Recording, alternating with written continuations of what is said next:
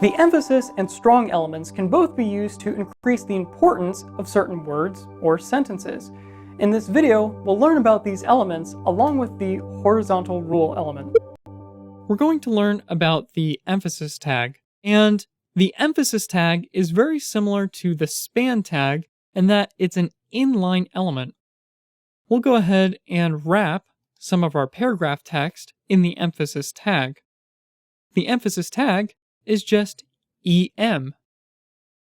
So we'll go ahead and wrap the first three words of this first paragraph in EM tags.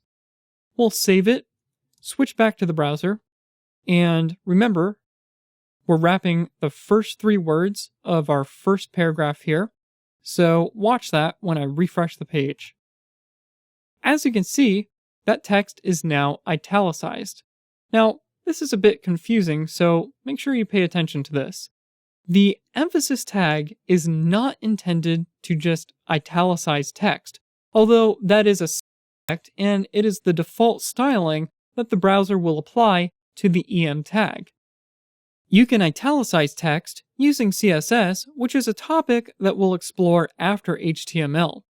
However, the emphasis tag should be used when you want to emphasize a point in your text, and not necessarily when you want to italicize that text.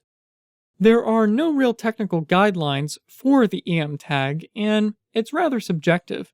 Like I said, you should just use it when you want to emphasize a point. Next is the strong tag. So let's go ahead and switch over to our text editor, and we'll go ahead and make some text strong on our second paragraph. To do that, we'll go ahead and wrap it in the strong tag, which is not shortened like the emphasis tag, and is just the full word strong. So we'll go ahead and save that out, switch back to the browser, and again, we wrapped the first three words in our second paragraph in the strong tag. So let's go ahead and refresh the page. And as you can see, that text now appears to be bold. This is very similar to emphasis in that you don't just want to use this tag to make text bold. You can make text bold using CSS. Rather, you should use the strong tag when a thought or a word in your text needs to be intensified or made strong. So, when should you use strong and when should you use emphasis? Well, EM indicates emphasis, strong indicates stronger emphasis. There's no real standard way to use them. It's just subjective. But whatever you do, you should at least make sure that you're consistent in your usage of strong and emphasis. Finally, we're going to learn about the HR tag, which stands for horizontal rule. So let's go ahead and switch back to our text editor. And we'll go ahead and put a horizontal rule in between our first and second paragraph. So we'll just type out an HR tag, and that's it. Again, this is what's called a void element, similar to the meta tag or the doctype tag. There's nothing to put inside the horizontal rule. The content and the tag are one and the same. So let's go ahead and switch back to our browser and refresh the page.